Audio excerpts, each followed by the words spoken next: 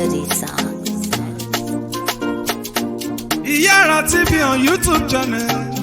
Adébí ń pé o, Adarí Iyara mi o. Adébí ń pé o, Adarí Iyara mi o. Orí adé, issue and analysis. Àlejò tá a bá gbé wá, náà máa jọyè gbogbo wa. Shed light on political matters, education and entertainment, fashion and religions, ìmọ̀ tó kún rẹ́rẹ́ on culture and tradition. A máa gbádùn ara wa pẹ̀lú Adébí ń pé Adéníran o. Adarí ń bẹ ní ìkàlẹ̀ o. Nóbi ṣeré lọ́sẹ̀ yìí o. Iyara TV on YouTube channel. Adébí ń pé o. Adarí Iyara mi o. Adébí ń pé o. Adarí Iyara mi o. Ilẹ̀ olórí náà rè o. Adébí ń pé Adéníran. Aya Adarí lónìí tèmi o. Àwùjọ obìnrin, gbogbo obìnrin ó yẹ ká lè mẹ̀tọ́ wa o. Highly educative program ṣe mú un ṣáálẹ̀ fẹ́ máa wò. Adarí mi Iyara dé o, máa bá ètò rẹ̀ lọ. Adébí ń pé Adarí mi o. Iyara máa bá ètò rẹ̀ lọ. Ẹni bá ní ọmọ àràjò lónìí dé bá tó bá lọ sájò kò kéré ọjà wálé Iyara mi o.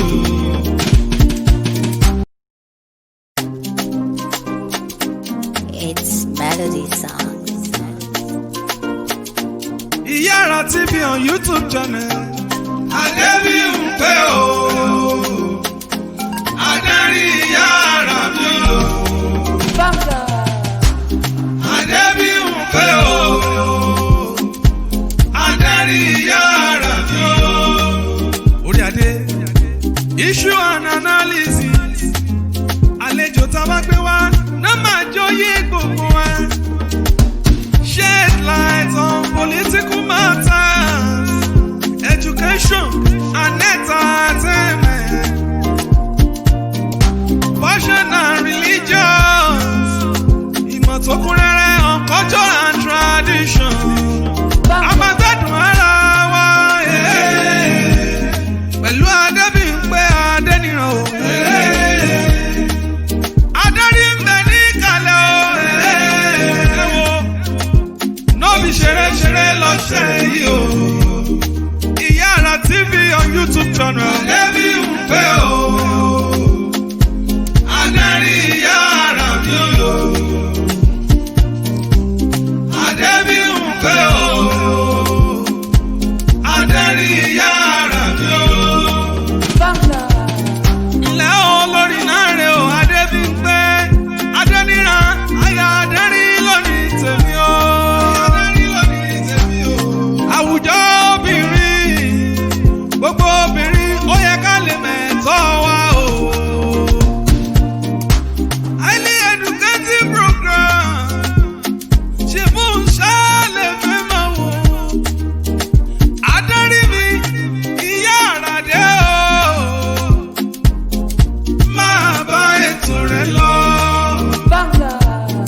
Adébí ń pé Adarí mi o. Iyara máa bá ètò rẹ̀ lọ. Ẹni bá ní ọmọ àràjò lónìí dé bá tó bá lọ sájò kò kéré ọjà wálé Iyara mi o.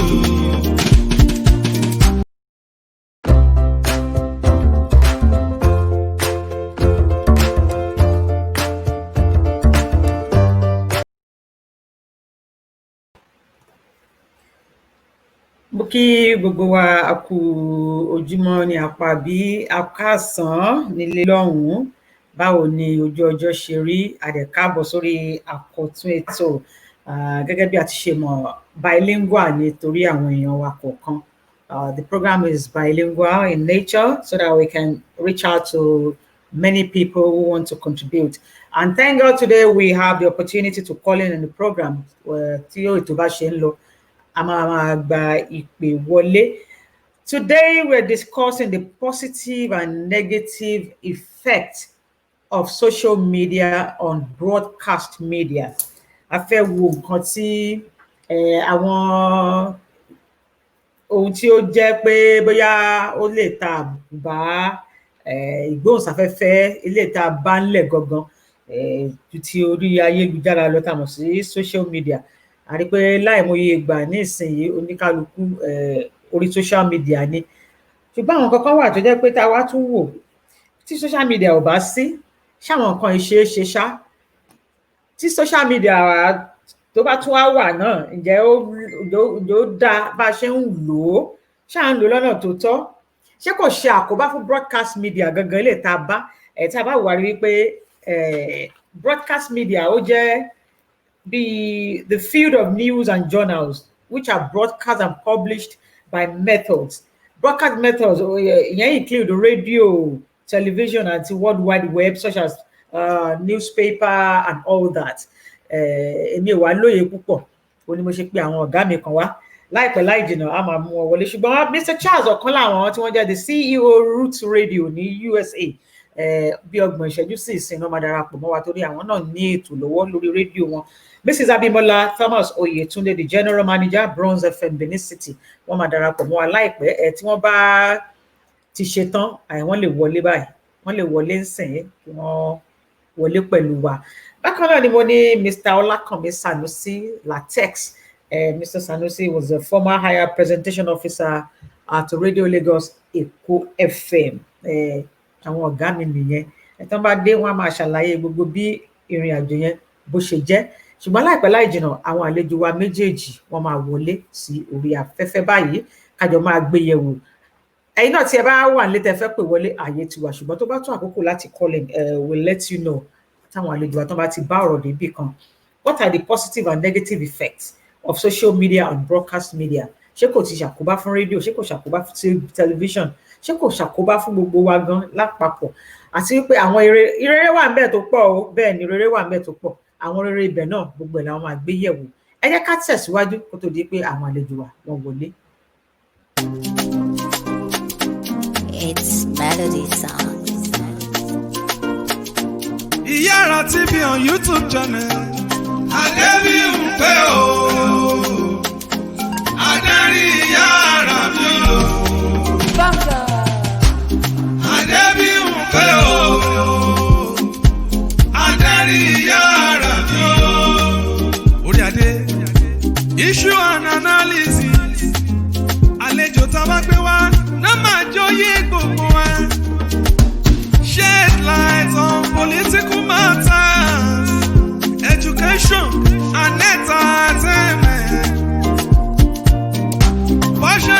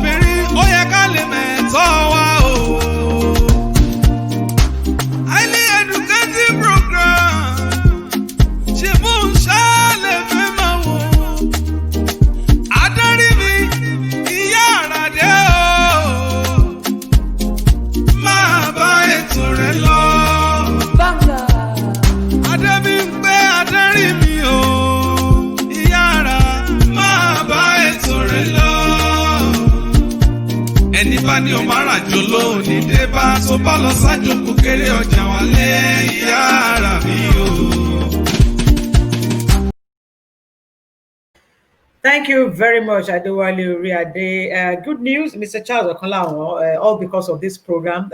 He has to record the program. Tí wọ́n ṣe láàárọ̀ yìí ní orí rédíò, so we expected him to come in right away at any point in time now. Mr. Olakome Sano say you can enter the studio. Mrs. Abimbola Thomas Oyetunde, we're expecting you in the studio. We're going to discuss positive and negative effects of social media on broadcast media. Àwọn nǹkan wo la rí, àwọn nǹkan wo ni ó yẹ káwọn èèyàn mójútó, báwo ló ṣe yẹ ká ṣe. Àwọn màmá wa wọ́n ti wà níbí. Ẹ káàsán o, ẹ káàbọ̀ sórí ètò.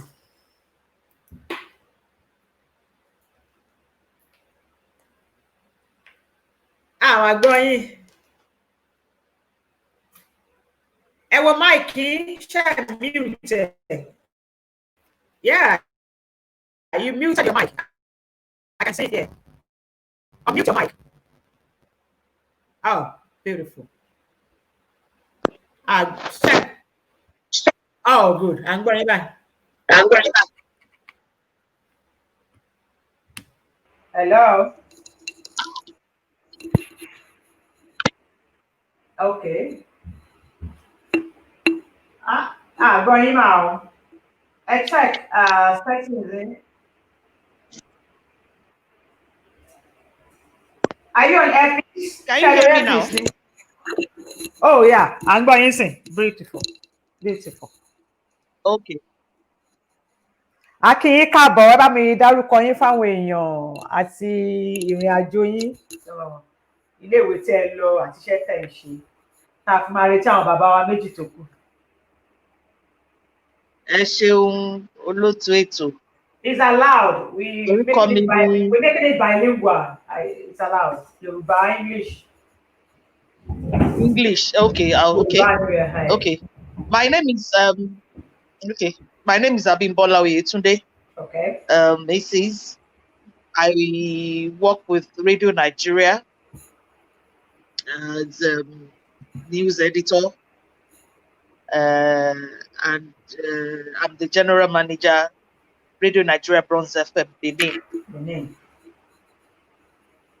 Okay, you're welcome on board. So what we're discussing today is the positive and negative effects of social media on broadcast media. As a stakeholder and insider, so what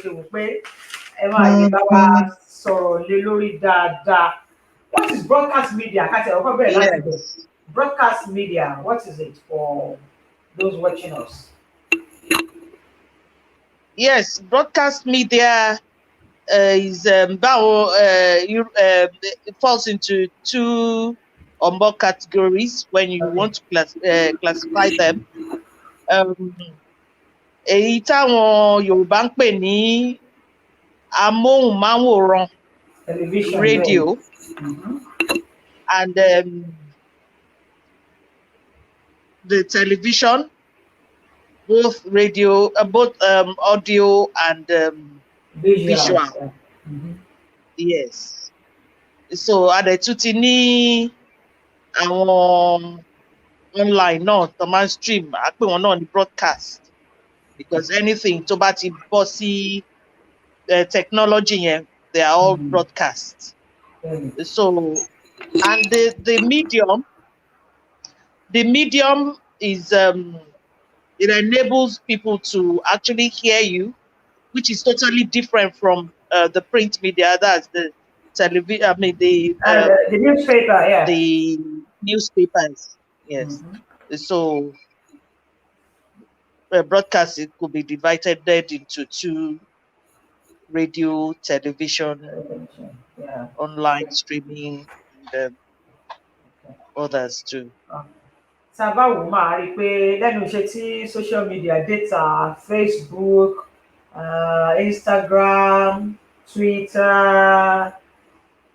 I feel pé the broadcast media is I don't know how to put it.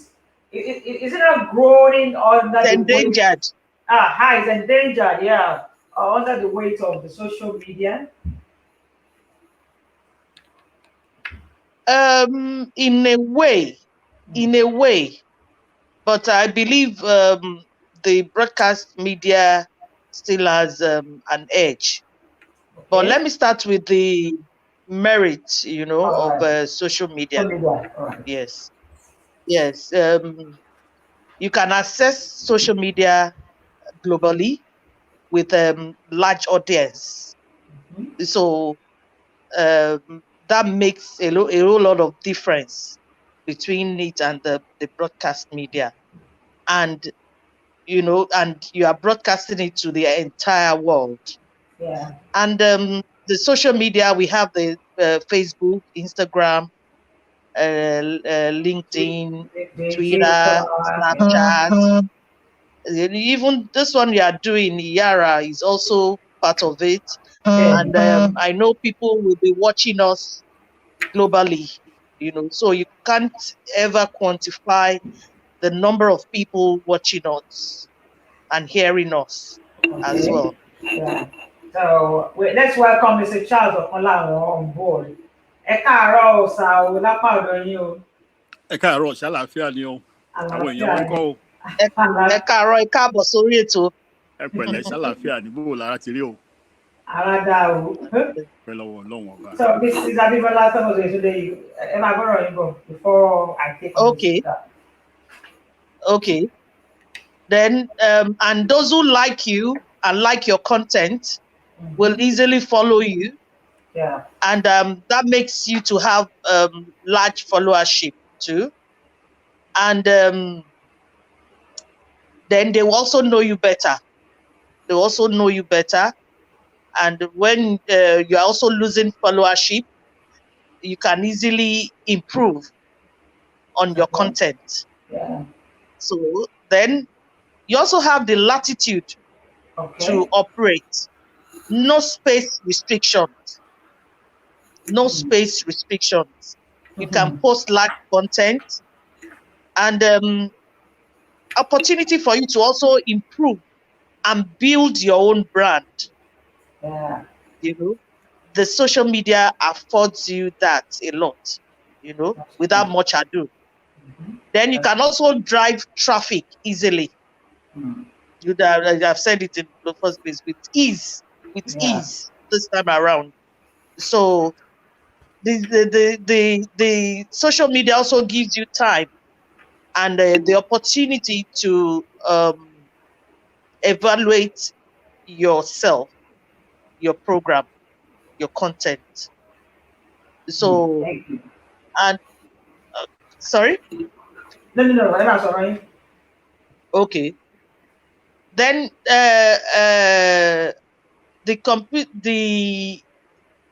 anywhere you are, you can actually access the social media.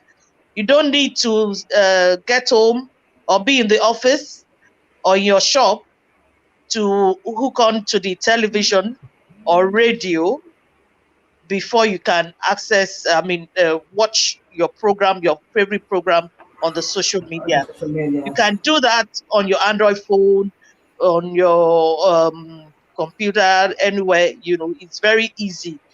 And without any payment as well. We have the pay TV, so you can easily hook onto the social media without any payment, without having to look for television around or radio before you can hook up. Although the radio and TV now they also stream, so you can get them on your phone. Okay. But this advantage is also for social media, and it gets you more followership. Then the world is open to you. Ẹ ṣé gan ni. Mr. Charles Okonlawon, you're welcome. Thank you. Briefly, ẹ jẹ́ ká mọ̀ yín sà. Well, my name is Charles Okonlawon. I've been in the broadcast business for a while, and it's always a pleasure to be in the company of wonderful beautiful sisters like you and my Thank sister you. from Nigeria. Thank you. Maybe Thank I'm you. wrong, Sister Abimbola Thomas, and Yeah. I've known Yara. Yes. Oyetunde. Yeah, we go way back. I've had some experiences in Nigeria back in the days when radio was still amplitude modulation. Hmm. They also call it medium wave. That Yeah. was before the advent of FM. FM, yeah. And I had my beat in Nigeria before I migrated to the United States over 30 years ago. And I also continued my experience in radio and television over here as well. And with the advent of modern day broadcast platforms, ventured into radio, but not on the terrestrial side. We went online and we experimented with the gains and the spoils of online radio. We've been doing it for 7 years now, and to the grace of God, we are still in existence. What can I say about myself? I Yeah. love life. I love family. I love Jesus Christ. Everybody does that. Love Yeah. life. I love God. I love I love myself, because you got to love yourself first before you Definitely. love somebody. Definitely. And most Definitely. importantly, my goal is to make sure that I leave a beautiful legacy for my children. When the day is here, when we've all gone to the great beyond, what are they going to say about you? It matters a lot. So that governs my everyday activity, the way I relate to people. So that's just what I could share by myself. And anybody else that has any questions, please feel free to pass it on. Okay. Thank you. So, we're discussing the effect of social media on broadcast media. Ẹ̀yin tẹ̀tẹ̀ tún ti wà ní orí atẹ́gùn tó ṣe díẹ̀ kó tó di pé èrò tẹ̀ tún wá pọ̀ báyìí. You've been on the internet for at least, it's been a while. So, what are the advantages of social media? Well, we got to define what social media The media is. before we could talk about the benefits.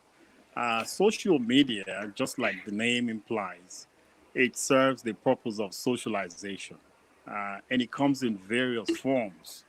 Human beings, as social elements, we don't exist in a vacuum. So you have to find a way to reach out and connect with somebody.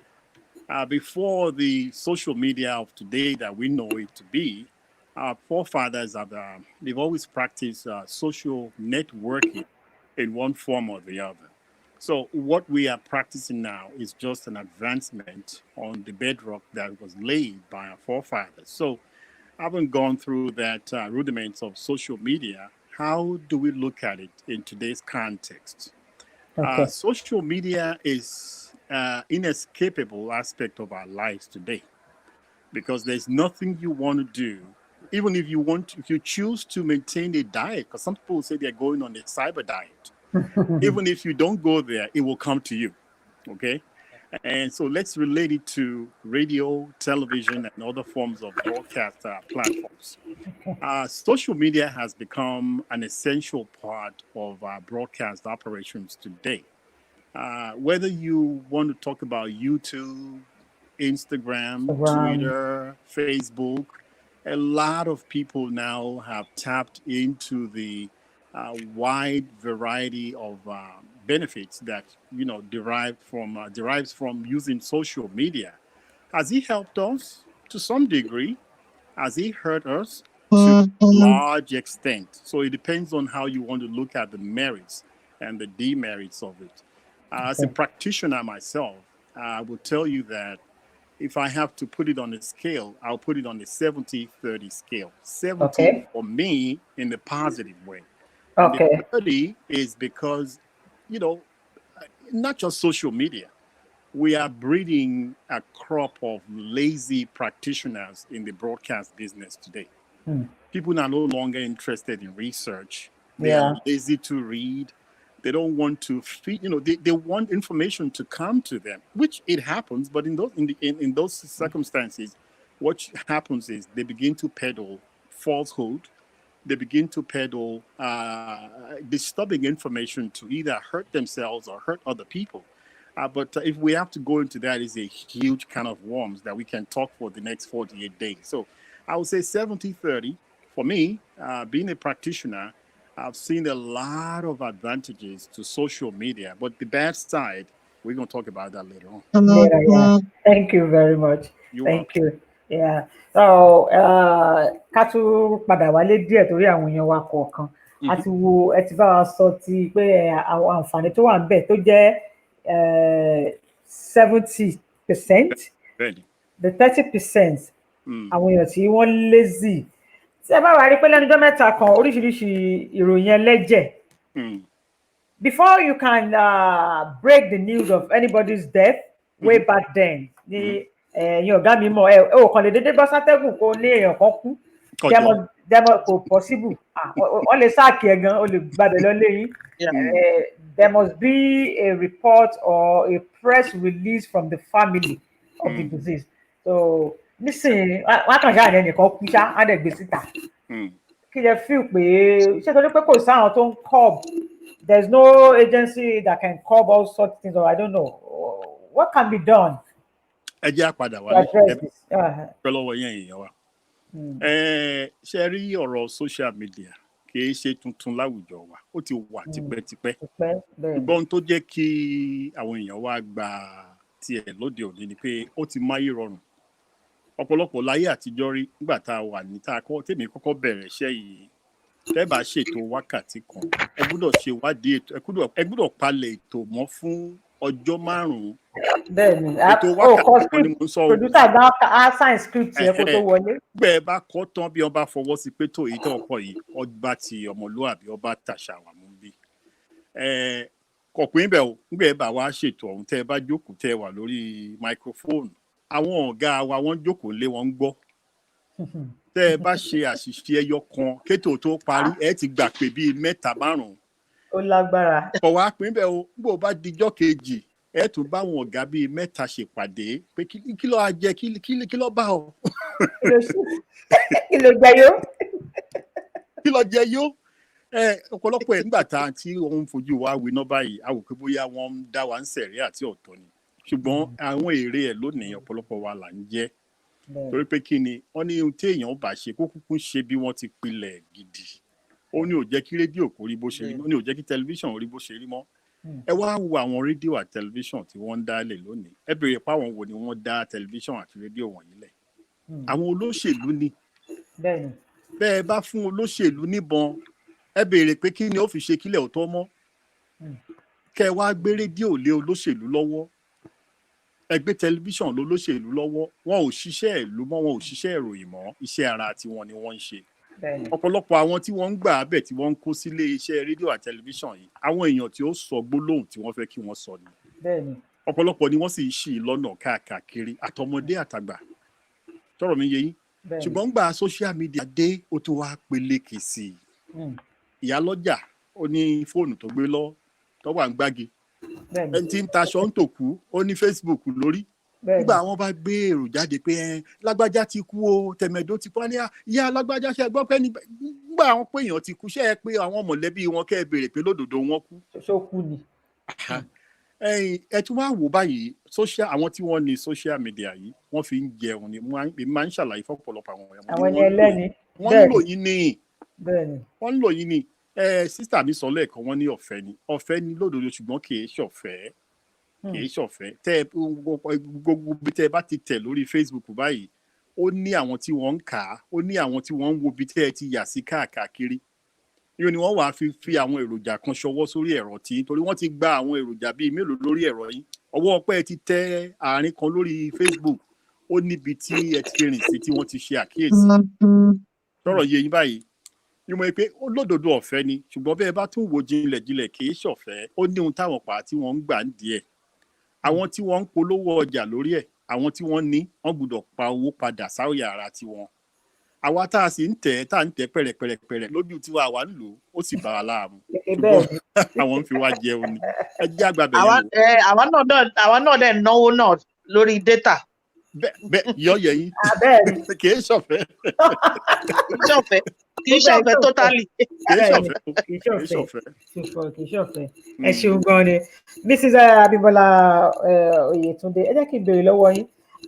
these are ẹni pé oríṣiríṣi ìpolówó ló ti wà lórí social media ń sìn. Nígbà yẹn commercial department ó ti di marketing in most cases ní àwọn stations wa back home. Bẹ́ẹ̀. Wọ́n á pawó wọlé àríwá lọ lórí ó níye táyé iléeṣẹ́ ń mèkì lórí àwọn pàápàá jùlọ ní entertainment industry. Ẹ jẹ́ kí n fi movie industry ṣe example. Nígbà tí mo wà ní Radio Lagos ó níye tí iléeṣẹ́ mú wọlé lórí wọ́n ń polówó fíìmù tó fẹ́ jáde ní Jùmọ̀tà lọ́jọ́ Monday. Ṣùgbọ́n nísìnyí gẹ́gẹ́ bí gíwá iléeṣẹ́ rédíò ṣó rí bẹ́ẹ̀ mọ́ ṣá ẹ ṣe ń pa owó yẹn bíi tàtẹ̀yìnwá. Ẹ ṣeun olóòtú. Ó yàtọ̀ o. Kò dàbí ti tẹ́lẹ̀ mọ́ rárá. Mo rántí ìgbà tí mo bẹ̀rẹ̀ ọ̀rọ̀ career mi. I started with Ray Power, that communications from inception, 93 December, 83 December. No, sorry, 93 December. 93 ni bẹ́ẹ̀ ni lálágbàdo ń bẹ. Lálágbàdo. Mo wà ní marketing department nígbà yẹn. Ìgbà kan stop wa, but I bẹ̀rẹ̀ fully. I started the Lagos Island office. All in all, a ní àwọn offices káàkiri. Every month nígbà yẹn ní Ray Power, à ń pa 16 million naira and over. Nígbà yẹn o. Nígbà yẹn. And I left in 97. Kí tó wá join Radio Nigeria ní 98. We were making 16 million naira. Station mélòó ló ń make 16 million? Níbo? Nísìnyí gan ibi tí mo wà. Tẹ́lẹ̀ wọn tẹ́ make tó 1 million gan níbo wọ́n fẹ́ rí níbo ló ti fẹ́ rí 400. Báwo ni ṣe wá fẹ́ ra dísù ṣe wá fẹ́ ṣe rà? Nígbà tí mo débẹ̀ bí over 4 years ago, láìṣẹ̀ bẹ̀rẹ̀ sí ní make over 1 million. Imagine. 2 million. Imagine. 2 point something. Imagine. Ipe àrírí month yẹn rí apá 3 million. Tí ò dẹ̀ yẹ kó rí bẹ́ẹ̀. Tí ò dẹ̀ yẹ kó rí bẹ́ẹ̀. That's why ti pé mo tún mọ àwọn tí mo ti ní gbà yẹn ò ti ní marketing gbà yẹn ní those days. Torí mi ìfẹ́ nǹkan stop marketing. That's why pé mo tún jẹ́ reporter ní Radio Nigeria gbà yẹn. Mi ìfẹ́ nǹkan stop ẹ̀. Ẹ máa wò wọ́n ti bà everything jẹ́ gbogbo ẹ̀. Ìyẹn mo ṣe sọ pé ọ̀fẹ́ ló bá dé ní social media. Ọ̀fẹ́ ni. Bá fẹ́ ṣe anything sí, bá fẹ́ ta nǹkan àtàwọn 419 àtèyí tó jẹ́ ní àtèyí tí ò jẹ́ ní má gbé lọ sí ẹbẹ̀ kíá. Àìmọye ìgbà tó ti scam mi. Bí tiẹ̀ wá ra nǹkan mọ́ síbẹ̀ pé tó bá ti jẹ́ pé ó máa mú wá màá dẹ̀ sanwó fún ẹ. Ipe màá kọ́ sanwó yẹn mi ò ní ṣe. Nísìnyí àwọn banks gbogbo wọn orí social media ni. Bẹ́ẹ̀ni. Tó bá fẹ́ ṣe anything social media ni. So ó really affects IGR wa. Ó wọ́n affected seriously. Meanwhile àwọn tó dẹ̀ dálẹ̀ wọ́n pa ó sápò ohun tí wọ́n. Bẹ́ẹ̀ni. Àwọn Mr. Charles ọ̀kẹ́lẹ̀ àwọn ìwé wà lára àwọn tí ò jẹ́ kẹ́ rówó pa. Torí àwọn náà. Àwọn ọmọ ni o. Mr. Charles, what do you have to say to that? The social media is really taking its toll on the revenue generation of most of these radio stations back home and TV stations. Kí ló ṣẹlẹ̀? Báwo lẹ ṣe ṣe? Èdè ṣẹ́rí ó wà lọ́wọ́ bí àwọn radio station bí wọ́n bá ṣe ń lo social media sí. Nígbà táwa bẹ̀rẹ̀ ní Root Radio bí àwa pa àkọ́kọ́ yìí sí social media pé ó ti di kan tọrọ. Àwa ṣàkíyèsí pé tá a bá fi sí bí ayé fi sí. Ọlọ́run má jẹ́ kí wọ́n ṣojú wa yàn wá mẹ́bọ̀. Àmín. Ṣùgbọ́n náà téèyàn bá gbà ṣe òun ló ṣe pàtàkì. Ẹ jẹ́ n fún yín lápẹẹrẹ. Nígbà tí sísítà mi sọ̀rọ̀ lẹ́ẹ̀kan wọ́n ní àwọn ń pa 16 million lóòjọ́. Nígbà yẹn. Lóṣù òjò. Ilé-iṣẹ́ rédíò tèmi kọ́ bá ṣiṣẹ́ Ogun State Broadcasting Corporation. OGBC nìyẹn. Mo wí fún yín AM là ń ṣe nígbà náà kò sí ẹ̀bẹ̀ mú. Bẹ́ẹ̀ni. Àwọn tí wọ́n ń gbọ́ wa rédíò alágbèéká wọ́ báyìí tí wọ́n ń pè ní tí wọ́n ń fọwọ́ yí báyìí òun ni wọ́n fi gbọ́ rédíò gbà. Ìgbà tí mò ń wí yìí kò sí privately owned stations. Ìjọba ló ń control gbogbo ẹ̀. Owó tí ìjọba ń fún wa òun ni wọ́n fi ń sanwó oṣù. bó wá dáàrin kan wá kàn pa fáwọn station pé wá ẹ̀yin pa ẹ jáde lọ ẹ lọ pawó láàrin ra yín ó wá dìjà ó di pé ká mọ̀ ta request card láti fi pawó bẹ́ẹ̀ni ẹ fẹ́ ṣòkú níbì kan ni ẹ fẹ́ ṣe student níbì kan ni OB van ọ̀pọ̀lọpọ̀ ní ọmọ tí ń jẹ́ OB van lóde òní. ọpọlọ bẹ́ẹ̀ ni bóyá lọ rí rí gan. bẹ́ẹ̀ náà rí rí báyìí. ó wá di ohun tá a fi ń jẹun torí bí wọ́n bá pé wọ́n ń yan nọ́fìlà níbì kan àbí wọ́n ń ṣe ìkíni. ẹ gbé OB van débẹ̀. a gbúdọ̀ gbé OB van débẹ̀ bá a bá débẹ̀ a lè rówó oṣù gbàgbà míì ṣùgbọ́n ńgbà tá àǹfààní yìí wá dé wá pọ̀ yamùrá ó wá di pé kálukú ló wá mú tẹ̀rẹ̀ ọ̀pọ̀lọpọ̀ wá mọ lílo ẹ̀ ọ̀pọ̀lọpọ̀ wá lò sódì nígbà social media tún wá dé àyè àǹfààní yìí tún wá fẹ̀ sí i ẹ jẹ́ mo fẹ́ ṣàlàyé ń bẹ̀ ni pé ó wà lọ́wọ́ bí èèyàn bá ṣe lò ó rédíò ó yàtọ̀ sí tẹlifíṣàn ẹni tó bá lọ sórí social media ó ti mú tẹlifíṣàn mọ́ bẹ́ẹ̀ni ẹni tó bá dẹ̀ wà lórí tẹlifíṣàn kìí ṣòwò máikrófóònù kìí ṣòwò nìkan ni wọ́n gbọ́ ò wọ́n gbọ́dọ̀ rójú yín ẹni tójú ẹ̀ ó bá sì gún régé ó gbọ́dọ̀ náwó kó tọ́jú ara kó ṣe ìtọ́jú lóríṣiríṣi. ẹ wo lónìí ọ̀pọ̀lọpọ̀ àwọn tí wọ́n mú jẹmùlá lórí iṣẹ́ yìí orí social media ni wọ́n wà. bẹ́ẹ̀ ni o. torí pé kí ni tẹ́ ẹ bá gbọ́ tí wọ́n bá láwọn kan bára wọn jà wọ́n ń yòdì wọ́n ń ṣe oríṣiríṣi ẹ rí bíi 3,000 àwọn èèyàn tí wọ́n. ájú bẹ́ẹ̀ lọ́kàn ìyẹn làwọn èèyàn fẹ́ láti wo ìjà èébú gangan.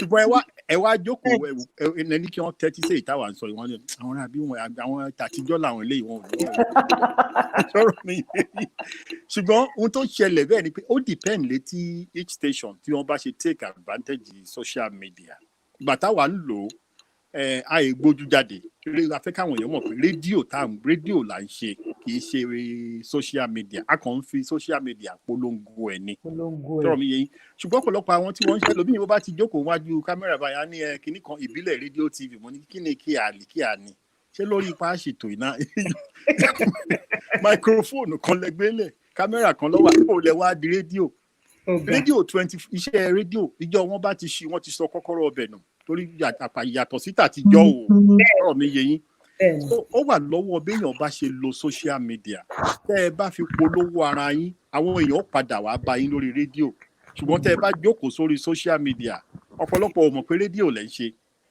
wọ́n rò pé bẹ́ẹ̀ ni wọ́n rò pé bóyá gbogbo ètò yín orí social media ló wà ẹlòmíì àti ẹ̀pẹ̀ wá ń gbà pé kí ló dé tẹ́ ẹ̀ kì í ṣe ètò láàárọ̀ mo ní bẹ́ẹ̀ rédíò làwa ń ṣe kì í ṣe social media a kàn fi social media polówó ẹ̀ ni ọ̀pọ̀lọpọ̀ àwọn tí wọ́n lò wọ́n ò lò lọ́nà tó tọ́ ẹ wo àwọn tí wọ́n ń pawó lórí kinní yìí ẹlòmíì wà irú ètò tá à ń ṣe lọ́wọ́lọ́wọ́ báyìí sí ó ṣeé ṣe kó wà lórí Facebook kó wà lórí YouTube kó wà lórí Instagram lẹ́ẹ̀kan náà lẹ́sẹ̀kẹsẹ̀ tẹ́ ẹ lè dánrú ẹ̀wò nígbà ayé TSOS àbẹ́ lè dánrú ẹ̀wò nígbà. ṣùgbọ́n ó wà lọ́wọ́ bí ọ̀pọ̀lọpọ̀ bá ṣe lò ó ó ní ò jẹ́ kí wọ́n lè jàǹfààní ẹ̀ ṣùgbọ́n wọ́n ti bà rédíò jẹ́ mọ̀jà tanra wa jẹ́ o. ṣe traditional radio gangan nílé àbí. bẹ́ẹ̀ ni àti ti pípa kò sí ẹ jẹ́ n béèrè kinní kan lọ́wọ́ yín yàtọ̀ sí pẹ́yìn tí àwa tí à ń ṣiṣẹ́ yìí ìjọ wo lẹ ti jíjọ́ pé mo jí lóòrọ̀ ní jẹ́ kí n gbọ́ ohun tó ń lọ lórí rédíò. àfi tí nǹkan kan bá ń trend tí mo kàn sáré login sórí àwọn rédíò ti lé pé kí náà sọ ń pa ẹ̀. ọwọ́ ọpẹ́ ti ṣiṣẹ́ yìí rédíò rí ló jẹ́ kẹrù nígbà ọ̀pọ̀lọpọ̀ nígbà ẹ bá jí tẹlifíṣàn wa ń bí pa 24 hours ló wà àyè pa. 24 hours ni bẹ́ẹ̀ ni òun náà ló wà lẹ́yìn mi. yàtọ̀ sí iye o bẹ́ẹ̀ bá ti ṣí social media yín láàárọ̀ báyìí gbogbo information tẹ́ fẹ́ gbọ́ látàárọ̀ dálẹ́ àti irọ́ ni o àtòótọ́ ni gbogbo ẹ̀ ló wà ń bẹ̀. iṣẹ́ ẹni tí ó bá ṣiṣẹ́ rédíò àbí iṣẹ́ tẹlifíṣàn láṣeyege lónìí ó gbọ́dọ̀ ṣe yàtọ̀ sí bí wọ́n ti ń ṣe tẹ́lẹ̀ rí sọ̀rọ̀ mi yẹ yín ohun táwọn ilé ìbò ń pè ní content your content must be organic and it must be tailored towards a specific audience bracket. Bóyá irú àwa tá à ń sọ̀rọ̀ báyìí nísìn bàbá gbé tò kalẹ̀ tá a fẹ́ rí àwọn ọmọ 18 20 akọ̀ntàn àwọn kan wò wá pé kí làwọn rà bí wọ́n yẹn èdè wo là ń pè yìí kò lè yé wọn láyé ọ̀pọ̀lọpọ̀ àwọn tí wọ́n ń ṣe rédíò lónìí wọn ò mọ ohun tí wọ́n ń pè bẹ́ẹ̀ pé bóyá ẹ gbọ́dọ̀ ní target audience àwọn wo lẹ̀ ń bá sọ̀rọ̀ àwọn wo lẹ fẹ́ rí láti ké sí pé ẹ wá polówó ọjà yín lọ́dọ̀ wa bí pé bá a ti ń sọ̀rọ̀ díìsì kí wá pé káwọn èèyàn wá bẹ̀rẹ̀ sí ní ta péǹtì àbí kíní tí wọ́n fi ń kún ètò wọn pé kí la fi fẹ́ fi yan kí ẹ ṣe ẹ lórí. kí mo fẹ́ fi ṣe ń bi abáyédé yìí. Ó lágbára o. pé ká ṣàlàyé ẹ̀ pàápàá bá ọmọ ẹ ṣe o. Ẹ ṣe gan ni Mrs. Oyetunde, ẹ jẹ́ kí n padà sọ́dọ̀ yín torí pé gbogbo bíi tẹ́tí irú Mr. ọ̀kan láwọn náà OGBC ẹni tó bá tán train OGBC tó kọjá ní rédíò Nàìjíríà tó wá kọjá lọ sí rédíò Lagos lẹ́yìn mẹ́ta ọlọ́run dáríjì má bínú sí mi àwọn èèyàn tó wà nílé àwọn bẹ́ẹ̀ ni ẹni tí ò bá ní experience tí ò bá ní background rédíò Nàìjíríà OGBC torí ẹni pé àwọn mẹ́ẹ̀ta wà interwoven ẹ lè rí èèyàn tó wà ní rédíò Lagos kó má tí ní kankan ṣe pẹ̀lú rédíò Nàìjíríà tàbí OGBC kó má tí ní kankan ṣe ṣẹ̀mọ̀ ó yẹ kíkiri níyẹn yé yín bó ṣe ń lọ nìyẹn so ọ̀pọ̀lọpọ̀ tí ò bá pass through all those stages ó máa ń le díẹ̀ ó ní mo ṣe wò pé wẹ́ Mrs. Oyetunde tá a bá wò ó ẹ rí i pé rédíò ẹ wà lórí íńtánẹ́ẹ̀tì àbí rédíò ọ̀dọ̀ yín. Yes, and stream. Can stream. So yes. Why streaming? Do you have advert or ṣé ẹ ń pawó wọlé? Mo fẹ́ fi dá nǹkan kan mú ni o tí Mr. ọ̀kan láwọn sọ. Cherry lára àwọn gimmick pé ká lè attract client òun ni pé ká máa stream so that wọ́n lè máa gbọ́ wa. Then ìmí náà wà wá fún wa ní advert a fẹ́ monitor ẹ̀ ṣe mọ̀ pé bí ní la wà. So bóyá dẹ̀ wà lẹ́kọ̀ọ́. In fact, there was even a program, sponsored program kan. Àwọn people yẹn wọ́n fún wa láti US. Okay. So we even take their contributions live from there. Oh. So they always also like to monitor. Mm-hmm. So irú àwọn kan bẹ́ẹ̀ ló máa ń ṣe jẹ́ kí ká wà online, and also for followership as well. We have our Facebook, Twitter, and Instagram, so that then some of our programs, like a rate Moma handle on COVID, because I want a large audience to also know some of those things we talk about the pandemic, so that they can also take precautions as well. So I tend to go live on Facebook so that people will also know and watch it. Yeah. And but the bottom line is everything is geared towards getting money. Yeah. So that nobody will tell me that I'm an FM station, they can't get me. Oh. How would they monitor their advert? Mm-hmm. So once we go streaming, you can monitor. Then also a way is also checking people and their programs. Anywhere I am, I monitor. So mi ò ní district ara mi. Monitoring yẹn ló ṣe pàtàkì tí èèyàn bá fẹ́ jẹ gbèsè. Ó ṣe pàtàkì kọ́ máa lọ gbé ọmọ bàfọ́sù kọ́ máa lọ máa play advert kọkùn pawó sápò. Gbogbo ẹ̀ làwa náà mọ̀.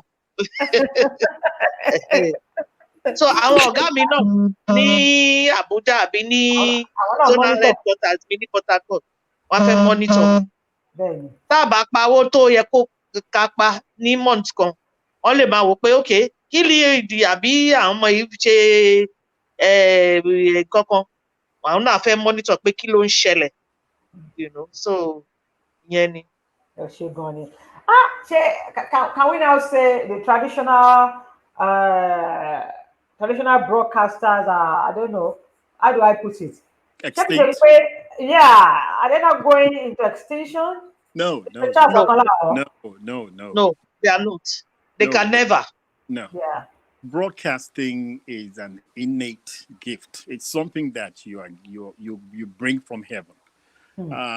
Ẹ bá wo America yìí lónìí, ọ̀pọ̀lọpọ̀ àwọn tí wọ́n ń ṣiṣẹ́ rédíò àbí tẹlifíṣàn lónìí, ọ̀pọ̀lọpọ̀ wọn ò gba broadcasting school kọjá. Nígbà àwọn Ọlọ́run ẹ rí pé ẹ̀bùn yẹn ti wà lára wọn tẹ́lẹ̀tẹ́lẹ̀. Nígbà wọn wá gbé ẹ̀bùn yìí, àwọn fúnra wọn wá rí pé ẹ̀bùn yìí wà lára wọn. Ni wọ́n wá tẹ̀ wájú pé káwọn gba ìkẹ́kọ̀ọ́ lé lórí. Ṣọ́rọ̀ mi yé yín. Ẹ jẹ́ kí ló fà á tí táwa fi dá Roots Radio lẹ́ẹ̀bí.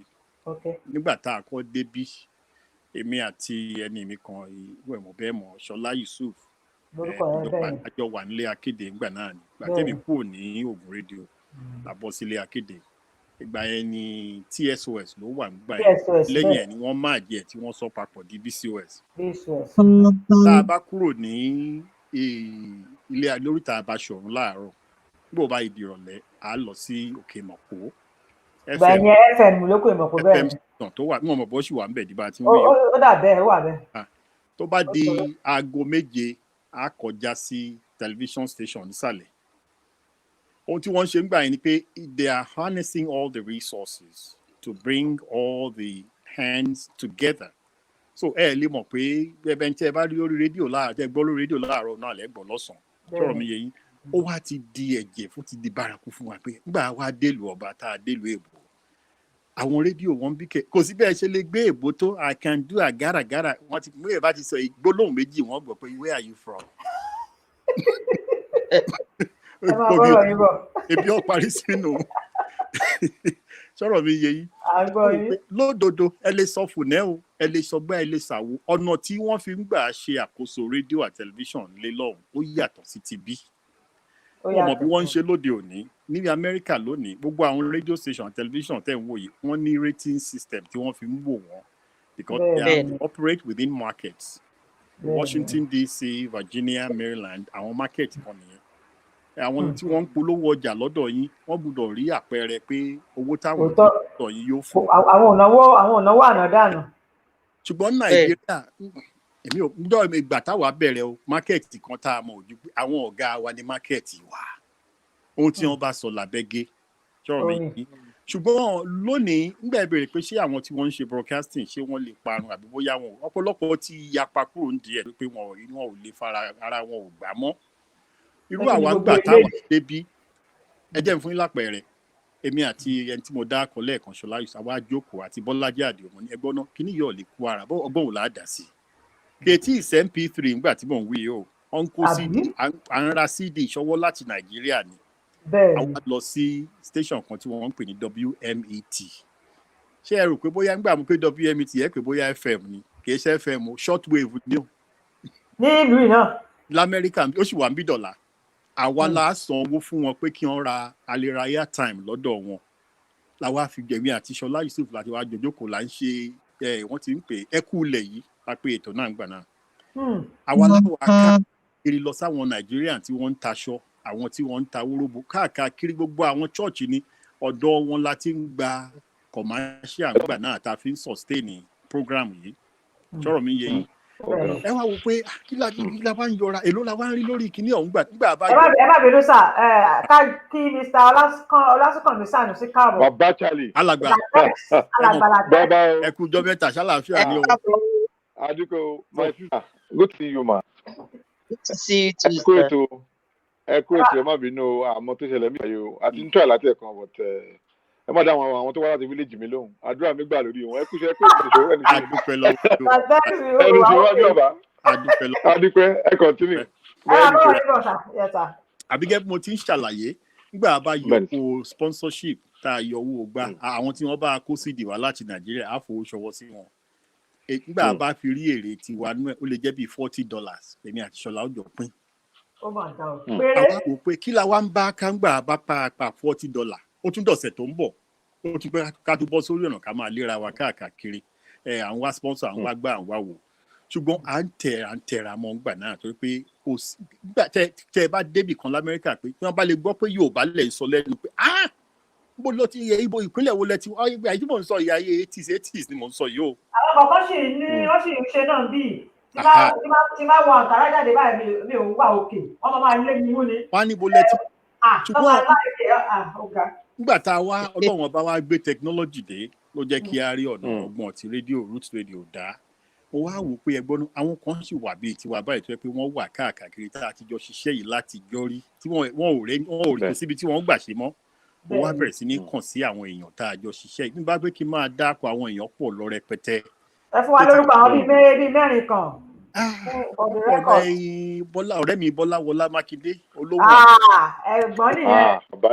ẹ̀gbọ́n Bọ́lájí Àdìó Lọ́lá Yusuf tí mo dá akọ lẹ́ẹ̀kan àwọn olátúnjọ bẹ̀rẹ̀ ńgbà náà ọ̀rẹ́ mi Folúdé ẹ̀jẹ̀ Adésànyà àjọ wà lóGBC ńgbà yẹn àti àwọn bẹ́ẹ̀ lọ mo wá pè wọ́n mo ní ẹ wá mo fà wá fẹ́ dá ọgbọ́n kan láàrin wa bí o ẹni tó bá láǹfààní tó bá lórí ọ̀fẹ́ kó darapọ̀ mọ́ wa láti bẹ̀rẹ̀ Root Radio ńgbà náà ọ̀pọ̀lọpọ̀ wọn wá bẹ̀rẹ̀ sí ní jáde síta ọgbọ́n kan sì wà tá a lè dá sí báyìí wọ́n pé àwọn tí wọ́n bá ní broadcasting nínú ẹ̀jẹ̀ kò lè kú láíláí bẹ́ẹ̀ bá ṣe lórí Facebook gbà mí wà tó yẹ pé tí n bá wà nílé tí ò sétò tí ò sí nǹkan kan ẹ jẹ́ n bọ́ nu studio kí n bẹ̀rẹ̀ sí ní dára mi lára yẹn mo lè wà ń bẹ̀ fún wákàtí 4 gbà mí ọ̀pọ̀lọpọ̀ ètò tẹ́ ń gbọ́ yìí a lè má tiẹ̀ lè má pilẹ̀ rárá ṣùgbọ́n ọpọlọ ń bẹ ẹ̀bùn sì ń bẹ ṣùgbọ́n ọ̀pọ̀lọpọ̀ àwọn tí wọ́n wá ń ṣe lónìí wọn ò mọ̀ pé ètò tẹ́ ẹ bá gbọ́ fún wákàtí 4 ó ní iye ìgbà tá a ti fi pilẹ̀ o kì í ṣe pé kákàn bọ̀ orí afẹ́fẹ́ o kákàn bẹ̀rẹ̀ sí ní sọ̀rọ̀ òun lè ṣe rí àwọn Ìlúwà Ògìrì wa tí wọ́n ń kóra wọn sórí Facebook lónìí àwa là ń gbá nítorí ẹ ti play Haruna Ìṣọ̀lá ẹ ti wá gbá Ṣàgà. Ó ní agbára ọ̀rọ̀ pọ̀ mi àtúpadà àwọn sọ́dọ̀ yìí Mr. Lákànmí Sànúsí, you're welcome to the program. Ẹ bá kí àwọn èèyàn ó kọ yín ibi tẹ́ ẹ ti máa kankan iléèwé tẹ́ ẹ lọ adúpẹ́ Ọlọ́run pàtẹ ẹni gbogbo wa níra bá sọ̀rọ̀ káṣá máa dúpẹ́ lọ́wọ́ Ọlọ́run ni wọ́n ní tí ẹ̀mí bá wà ìrètí ń bẹ so we're thankful that we're still alive and just to come here wọ́n tí a ti sọ̀rọ̀ dé sí yìí ó ṣe ní láàánú pé most of the traditional setups tí irú àwa ìbá tó ràn wá lọ́wọ́ nídìí iṣẹ́ yìí tó jẹ́ ká mọ̀ ṣe pé bàbá gbọ́ ẹ mọ̀ owó pọ̀ ọ̀rọ̀ social media àti Facebook and co nǹkan tí mi rí ṣẹlẹ̀ present pé ẹ bá ní mo sọ tí traditional organization tó yẹ yín tó àbá wá àwọn èèyàn kan dìde ibi tá à ń bọ́rọ̀ social media lọ nídìí broadcast media ó máa bá ṣe ẹ̀yẹ pátápátá yẹn ni and ó tún wá sí láàánú pé ní presently couple of months àwọn èèyàn gbé sórí pé ẹnìkan ti kú ọjọ́ ẹni tí kú owó social media so broadcast media traditional organization tó wà nílẹ̀ mi ti gbé story yẹn ipò ẹni yẹn ti kú kò yẹ yín sà ẹ wá fọnà pé sáà ni wọ́n lẹ́bi yín o wọ́n tún wá rí. àgọ́ ẹ wọ́n là tẹ́. àlùjọ ń gbọ́ mi. àṣẹ̀ṣẹ̀ ń gbọ́ báyìí. ọba bá mi mọ́tò ọ̀dọ́ wa yẹn ṣàkàn so gbọ́dọ̀ mo sọ lẹ́kọ̀ọ́ kẹrí traditional broadcast media táwa bá irú àwọn ẹ̀gbọ́n Charles mo dárúkọ OGBC sín àwọn náà ní opportunity mo train ní OGBC mo train ní NTA Ìbàdàn mo train ní FRCN so ẹ wá gbogbo experience tí yẹn ti ní gbogbo omi tí yẹn ti wà kọjá gbogbo yẹn kí yẹn wá wo nǹkan tó ṣẹlẹ̀ ní ìsìn you now look at yourself and say where is my place in this season tá a wà yìí but at the same time while saying that wọ́n ti máa kọ́ lẹ́sẹ̀ sọ̀rọ̀ pé I go to àwọn pé ká mú the good side of that so-called social media. Ó yẹ ká mú the good side of it.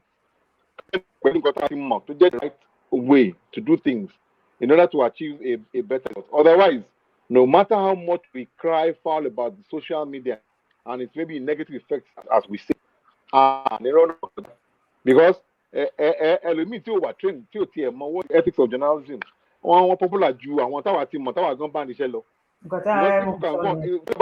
knew a person on social media platform ní YouTube tó ní almost 448,000 views.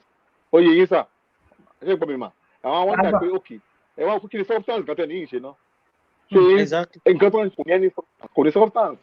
Irú ẹ̀gbọ́n tí a lè sìn mo wà London mo ń gbọ́ program wọn ṣé yín sìn but the attraction in that program is because these people are professionals, they know what they are doing. Yeah. Get a lot of research into what they're putting out there. But social media, ẹlòmíì kan lè kọ́ nǹkan mi ẹ̀ kàn ní kókàn ní lọ bẹ́ẹ̀ bí ẹlòmíì ní 1 million views ẹ̀ máa wọ́n dà pé kí ni what is this about? Like I said, we have to find a way of working with what we have in order that the old institutions of order to were in place to broadcasting for Niku. That's my take. Yes, God, thank you very much.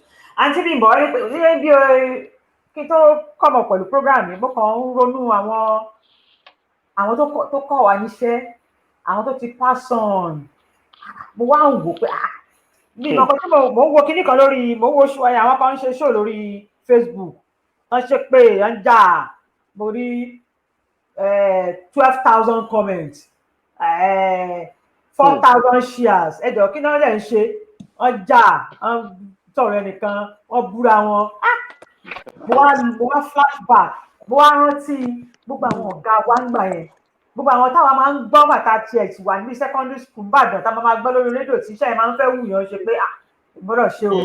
ó wá rántí program yanjú Adégbìtẹ́ yanjú Àǹdíọlá wọ́n máa ń ṣe yẹn ẹ bá rántí mo rántí gbogbo àwọn ẹ̀gbọ́n yẹn ní Bùsáyọ̀ Láìfá àwọn bọ́ọ̀sì yẹn gbogbo àwọn ti rédíò Nàìjíríà mo wá rántí mo wá rò pé ẹjọ́ náà ibo ni ṣé kìí ṣe wípé traditional broadcasters are they not going to extinction mo ti bèrè lẹ́ẹ̀kan kí latex tó join wa tí ẹ̀kọ́ àwọn pípọ̀ yìí lọ díẹ̀díẹ̀ mo wá ń wo gbogbo ẹ̀ bó ṣe rí although every profession ló ní gbogbo iṣẹ́ ló ní gbogbo nǹkan tí mò ń sọ but ètò kan èmi lèmi ni mo mọ̀ pé àwọn èèyàn wa irú Uncle Charles wọ́n wá síbi wọ́n tún wò pé well then to continue báyìí kó tó délé ẹ̀kan sọ̀rọ̀ kan afẹ́ṣe program script rèé ó ti mọ́ra kò possible báwo ẹ bẹ́ẹ̀ ṣe program tí mi ní kọ̀ọ̀kan ṣé kò possible tí bá tún ti rántí nǹkan màá tún jókòó mo lè fa page kan ya lẹ́ẹ̀mẹ́ta màá tún highlight bọ́ǹsìn ìdùnnú kí n tó débí báyìí way back home àwọn irinṣẹ́ rédíò tí mo ti iṣẹ́ gbẹ̀yìn tó bá ní kálómi ikọ̀ script wọ́n ti believe pé àwọn lè kò ní ìdná mo ti ṣe program láti àkọ́sórí ni tó bá fọ́ǹbù tó bá jáde script ẹ̀dà producer ẹ̀dà we have producers ó fẹ́ ṣe program you have to be with your producer irú ẹ̀rí maybe 30 minutes before you go on air producer ẹ̀ máa wo nǹkan tó fẹ́ sọ ayọ̀ ẹ̀ tí ó máa cover station ayọ̀ gbogbo ìdànù so latex kí ló fi ìpò lè ṣẹlẹ̀ sí rédíò sí traditional radio if care is not taken. Well, okay. No, Emma, son. Zabi, boy, continue. Latex, the question is for you.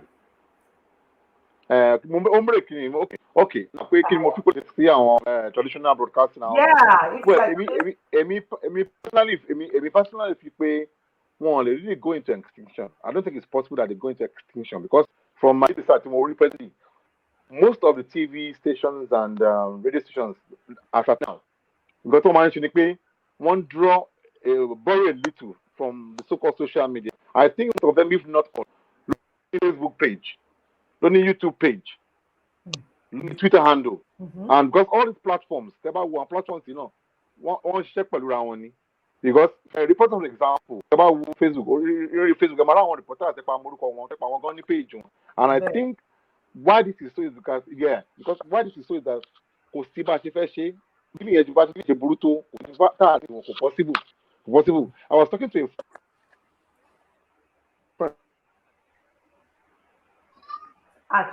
more on so-called social media to do all the jobs because our audience that one target most of them are anyway always on Facebook and any social media platform. Yeah, that's true. So also just to back it up, irú àwọn Charlie gbọ́ station wọn tó máa ń ṣe mo notice tó máa ń ṣe program wọn because mo máa ń monitor program wọn tó máa ń ṣe program you can see fẹ́ mú àwọn of news wá fún wa and I know definitely I want to make use of the social media so that because kẹ́rí àwọn kẹ́rí yẹn àlè fún wọn dànù kò tó bá jẹ́ fún àlè fún wọn tó ká tẹ̀lé àwọn àlè fún wọn dànù because I when I monitor this program I notice that pé wọ́n máa ń wá àwọn because by some train hour as journalists be among the proximity of news. Then moment proximity of any news they have and that is why I want to be traditional broadcasting entities one like up game more. Then again the area of employment I think social media only and want to radio most TV stations and radio stations one company social media manager or content manager website one which we don't have before and because àwọn yẹn máa ń wá àwọn celebrity yẹn èmi làwọn Saheed Balogun and co gbogbo ọkọ ló máa ń jókòó sí di àwọn handles wọn láti máa Wow, come on, can you say? Aha. So me, I think area is like a form of employment again for our broadcast houses to look into, which I think they are doing as well. Because TVC and Kubonima monitor and be whatever got to Walari to show over the years, show that done. It's difficult. You can't sit and watch things. I watch in order for me to be conversant to what is happening now, but not to conform to whatever they are doing. I like to make sure you watch and observe and say, okay, what is the good in this thing? Incorporate the profession rather than say, okay, let me just join the wagon. So Amy, me broadcast international. Our traditional broadcast has will probably go to extinct. I don't think so. I still believe that we still have a very strong role to play presently. And let me just read this comment because it's coming from a colleague near Radio Lagos. Adebowale Yusuf Adebowale. Only they might not go into extinction, but traditional broadcasters would need to do something about this issue. Else, irú akànmáàdàpọ̀ mọ́ ṣàpà irú dàpọ̀ mọ́ ṣàpà gbogbo bí irú ti máa ń dàpọ̀ mọ́ ṣàpọ̀ tẹ́lẹ̀ everywhere ni so ó ń dàpọ̀ ni bẹ́ẹ̀ àǹtí ní ìbọn ni mo bá bá báyìí torí àwọn ní wọ́n gíwá iléeṣẹ́ rédíò kan ni wọ́n ní Nàìjíríà DM Bronze FM ìyẹn rédíò Nàìjíríà FM station kan ní Benin City lọ́dọ̀ yìí mà oní Adébọ̀wálé Yusuf sọ yìí àǹtí ní ìbọn. The new generation broadcasters are half-baked. Is it true? Oh, terrible. Oh, terrible. And I wouldn't blame them. Is the way they were recruited. Is the way they were recruited. Irúwà ògiri wà ní ẹ̀rí ẹni tó yẹ kó máa lọ sí lab tó wá gbé pé kó wá jẹ́ producer kó wá jẹ́ presenter without any training. The thing is bí Nàìjíríà ṣe rí nsìn man no man náà ni wọ́n fi ṣe lọ́ fi máa wọṣẹ́ senator àní. Senate any kini any list do one. House of Reps any minister any gbogbo àwọn government kini wọ̀nyí any ká tó ẹ̀ṣẹ̀ wá sọ pé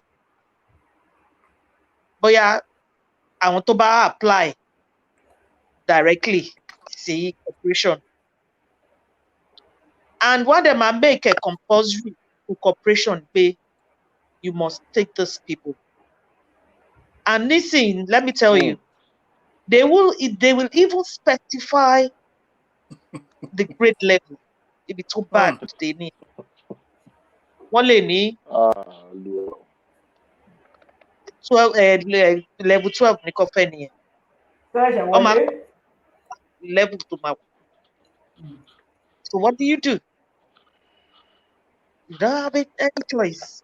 Wọ́n máa rọ́ wọn wọlé ni wọ́n á rọ́ wọn wọlé bí ẹni tó ń rọ́ eṣinṣin wọ́n máa rọ́ wọn. So they give you a lot of problem. Ìgbà míì àìmọye ìgbà tí màá ti ní eléyìí kọ́ gbé kúrò mi ìfẹ́ gbọ́ voice ẹ̀ mọ́ mi ìfẹ́ gbọ́ mọ́. Àìmọye and these days kò sówó. Láti train anybody. That's the problem.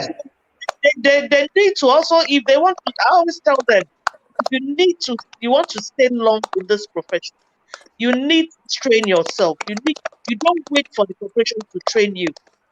You need to train yourself very well. Once you cannot train yourself, well, because rubbish. It's not me. They will say, if you talk about daddy, your name to Sorukwe, they will say, because that impression will be there. It's not my name. Face imagine the FS station come need like 140, 130 staff. Yeah, they. Doing what? Doing what? Oh, Èló náà ń pa lóṣù náà. àwọn wọlé lẹ́yìn mi 10 gan ti pọ̀ jù. So kí la wá sọ? Ó sad situation tá ríra wa nìyẹn, and if care is not taken, the professionals, the real ones, they are undergbà, and kò sí ní pẹ́pẹ́pẹ́ náà ó máa retire. One day àwọn náà ti ń ka ọjọ́ báyà ti ń kọdún. You know, but most of them also, maybe if they train themselves well and they prepare for the future, they will go into things our brothers mean, you know, and which will let them still stay on the beat, on the job. Yes. But still with you. Torí pé mo fẹ́ bèrè lè lọ́wọ́ yín torí ẹ̀yin lè ṣì wà ní rédíò tó jẹ́ tiwantiwa nílé. Tá bá ń ṣe calling program tí ẹ sọ fún wa, ǹjẹ́ traffic ẹ̀ dàbí ti tẹ́lẹ̀? Ń sìn báyìí ní irú latex, I understand, ẹ̀gbọ́n náà I understand. Nílé tá bá ṣe program àwọn aláwọn regular callers tó bá ti jókòó pàtí rédíò. Tẹ́ pé ò ní láti bèrè pé ta ló ń sọ̀rọ̀. Tó bá ṣe ń wọlé báyìí ní pìrìsẹ́ńtà sọ pé bàbá Farouk nìyẹn kọ́nà ń sọ̀rọ̀ kẹ́. Ó ti rántí bàbá Farouk lágége latex láyé rédíò Lagos ó máa pè ṣáá ni. Bàbá Farouk nìyẹn ẹ káàbọ̀ sórí ètò ò ní láti sọ pé ó tẹ̀ ní béèrè orúkọ ẹ̀. Tó pé bàbá Farouk gangan fúnra ẹ̀ gan ohun yẹn gbogbo ayé ló ti mọ̀. Producer ìgbà ṣe wọ́n ṣe náà pé bàbá Farouk sọ̀rọ̀. So everybody mọ voice. So people were so addicted to radio, to programs that have very valuable and reasonable content then, way back then. I don't know how it is now. I don't know. Yes, so we still have that. Yes, we still have that. For instance, my station in Benin is a grassroots station. Yeah. And we cut across all strata and all segments. So we have our audiences, and about the program here, any program, most times, you know, even the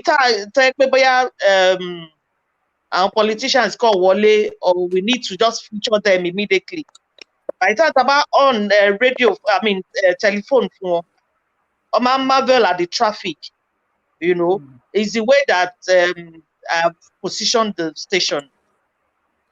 We have audiences, we have listenership, a wide listenership, and then we also have our star programs. Okay. We have our star programs.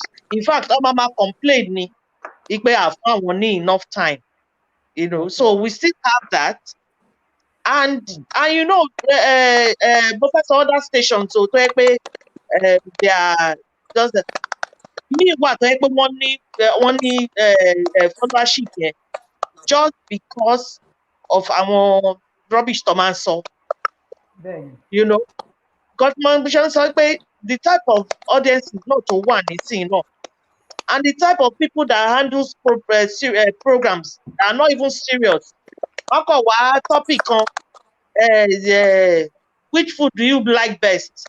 Tell us, and how should it be prepared? The next thing, what she telephone the line. You know, our programs very so we are not call them serious stations. I can't call them that. But when you talk of our stations, they know what they are doing, and they are traditional stations as well. They still maintain it. Yeah. Calls Mr. Charles Okanlawo. The number to call is 224-539-5627.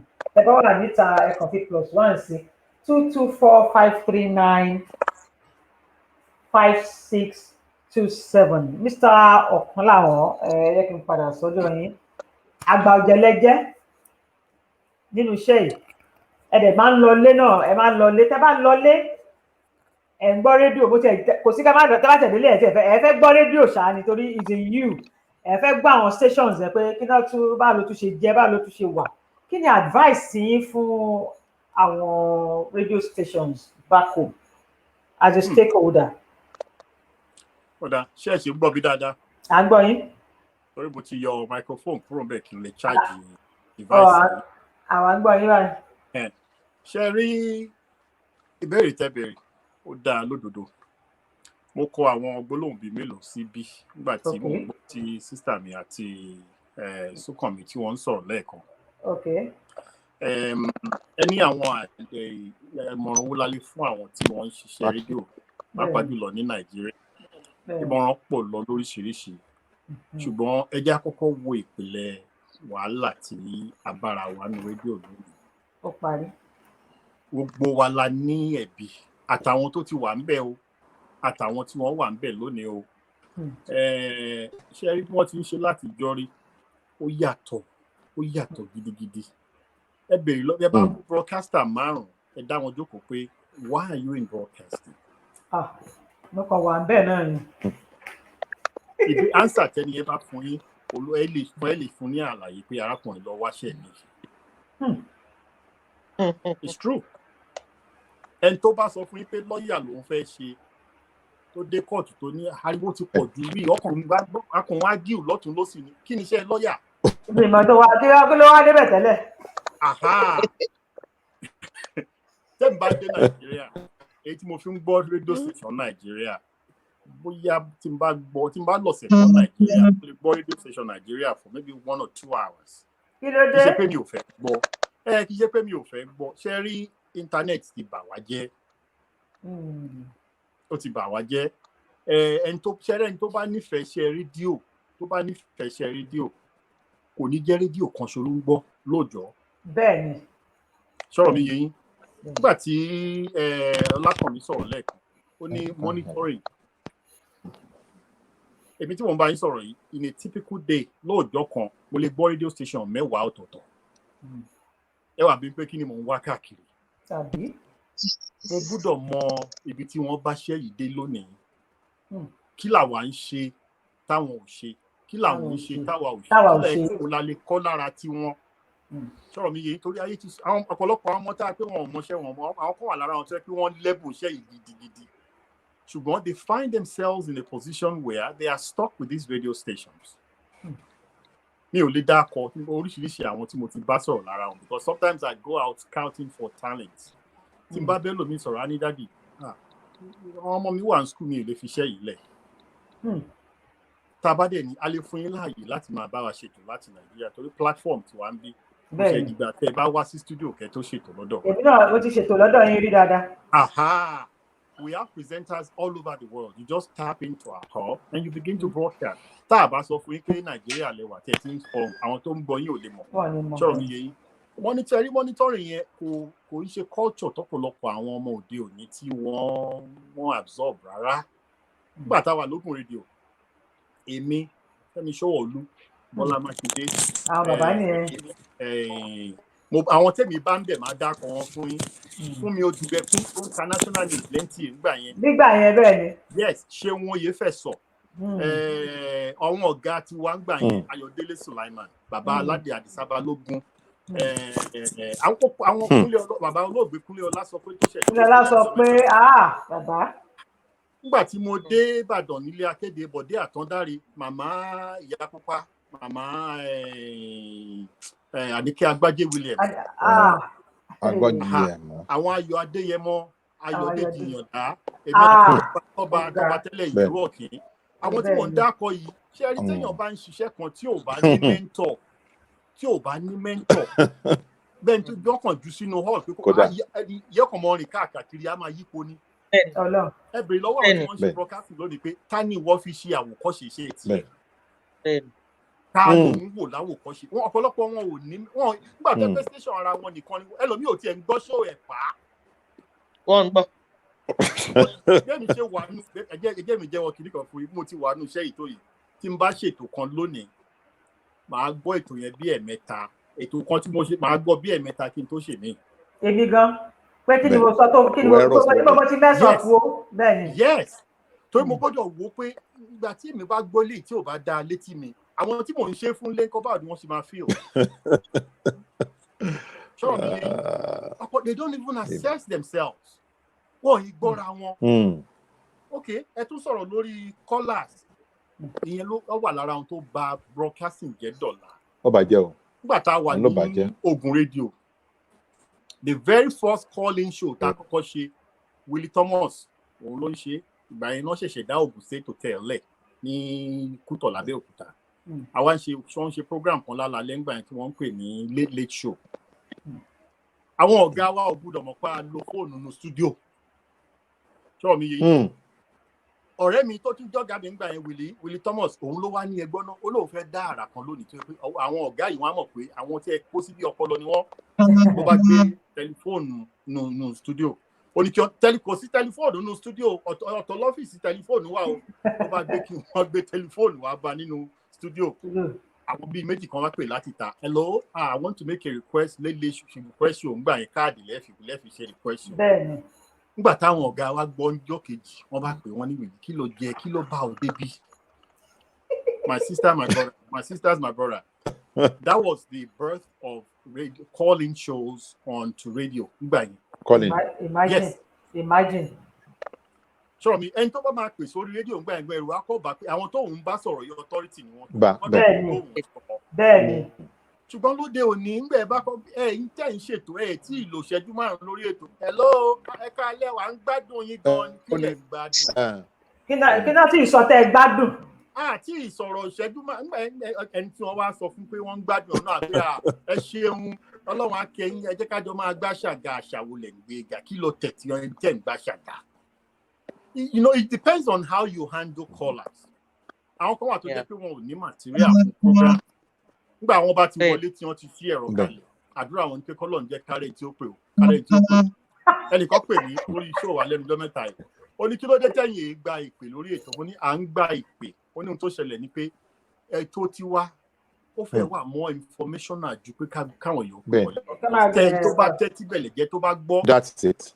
Ẹ gbọ́ ohun tẹ́ fẹ́ gbọ́ náà yẹn kò ṣe ìgbà tẹ́ ẹ bá béèrè ẹ gbọ́ ó máa jáde a máa sọ̀rọ̀ débẹ̀ tó bá wá rújú ẹ lè wá pè padà o sọ̀rọ̀ mi yé yín ṣùgbọ́n ẹlòmíì tó bá pè ńgbà míì ọ̀nà ṣàpọ́nlẹ̀ ń lọ o a máa da ìgbà mọ́kànlá sọ̀rọ̀ mi yé yín àwọn opinion ohun tẹ́ ń sọ̀rọ̀ lé lórí gangan ẹ̀kọ́lọ́ ẹ̀yìn presenter gan ẹ̀ ti wá gbàgbé àwọn ni wọ́n wà bẹ̀rẹ̀ sí ní direct show fún yín wọ́n wá take over program yín lọ́wọ́.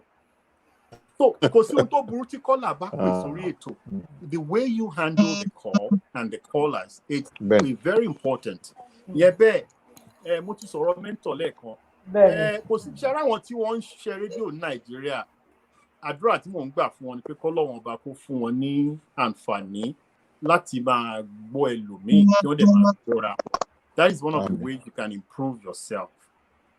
Àwọn kan ṣì wà lára àwa tí mo jẹ́mi bá ṣiṣẹ́ rédíò ńgbà yìí mo sì ní àwọn méjì lára wọn tó yẹ pé àjọ bẹ̀rẹ̀ ńgbà kan mo sì ń wò wọn gẹ́gẹ́ bí mentor dọ̀la ní àjọ bẹ̀rẹ̀ ni màá dẹ̀ sọ lójú wọn pé mo gba àwọn tí wọ́n ń ṣe bí yìí o èmi kódà àwòkọ́ṣe ló jẹ́ fèmí ṣùgbọ́n ọ̀pọ̀lọpọ̀ àwọn tí wọ́n ń ṣiṣẹ́ yẹn lónìí wọn fi pé kí ni báà náà ń ṣe àánà àkàlà kọ́kọ́ kí lè ṣe kò sí bẹ́ẹ̀ bá dẹ̀ rí wá ní ẹ nígbèraga. So radio can still be molded into something more attractive. Owó yẹn ó ti bàjẹ́. Nígbà ẹjẹ́ ti jẹ́ ọkìnrin kan fún yín máa dákẹ́ lẹ́yìn. Nígbà tí mo kọ́kọ́ bẹ̀rẹ̀ radio, I started as a freelancer. Èmi ò mọ̀ pé wọ́n ń sanwó fún wa.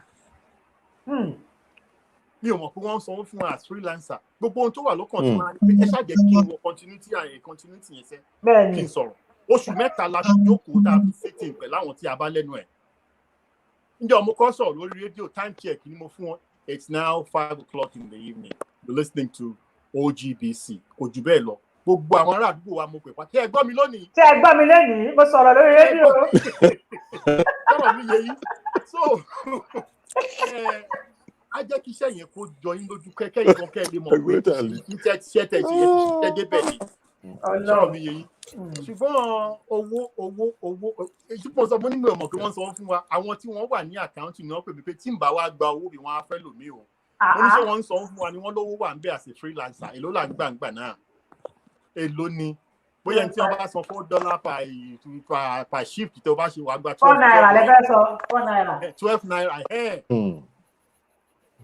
ẹ wo ìtàn ṣe yìí náà kì í ṣe pé bóyá owó ló wà ń di rẹpẹtẹ ṣùgbọ́n ẹ̀bùn tọ́lọ́run fún wa pé we have to actualize this gift and keep it moving òun ló wà ń di ẹ̀ ọlọ́run á ràn wá ṣe èmi ò ní pẹ́ mọ́bìnú ẹ̀yìn wa torí mo gbọ́dọ̀ bọ́ sórí ètò bẹ́ẹ̀ni inú studio root ẹ jẹ́ ká wo ológo root yìí yẹn dáadáa root radio.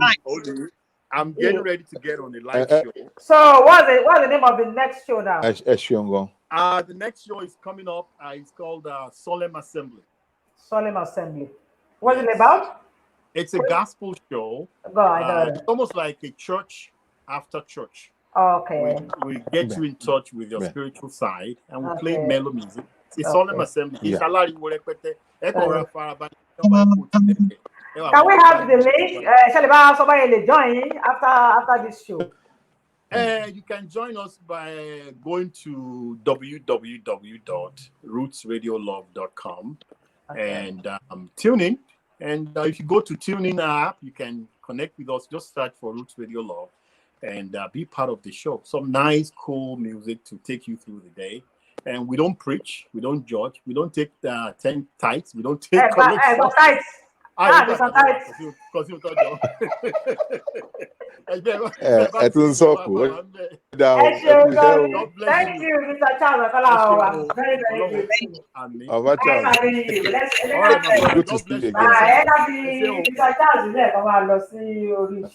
Thank you, sir.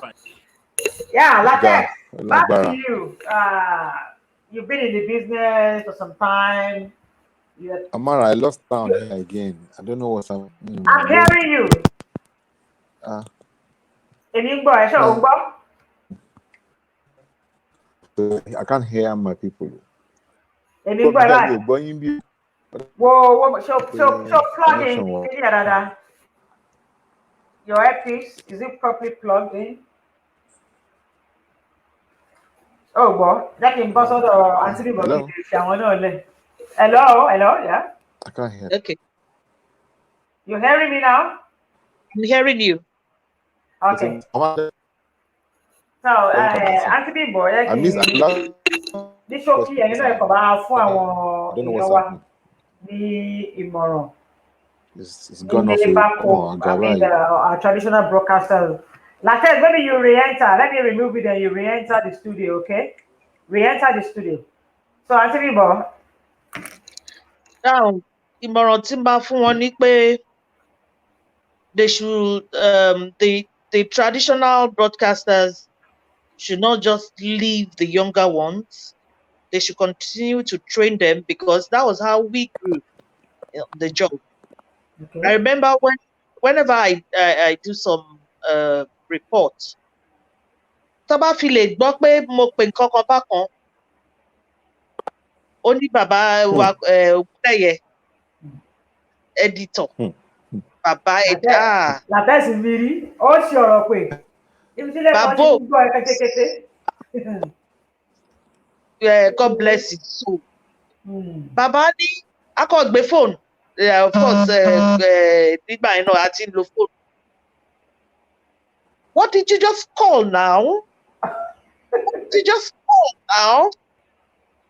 Did you just say no? Kito office ni Ashimarira l'office, but he couldn't just wait because Lara, you know. And when you equally do a very good report, Lori network, no, I think back calls Lori Shirishi, that was beautiful. That was a good report, a special report, and but the Shenla to read Sabama. Kito Lord on anytime, even to Mubari, even when I was even okay, yes, I could edit myself, I could do this. Mashi to pay. Timmy Obale get in touch by Lily office. Mashi to pay one mama car script me for one by one. wọ́n á máa edit ẹ̀, you know, bí ṣe ń kà á fún wọn. And but we don't find such now. The younger ones, they bring out trash, you know. And when you also correct them, some will just say, "Hey, I didn't know," or unnecessary excuses instead of them to learn.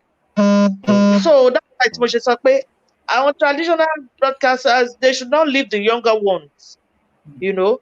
If it's about these people can, like, there was a time, I think a year ago or 2 years ago, we invite some of our old hands. Okay. Wasi, our train our more.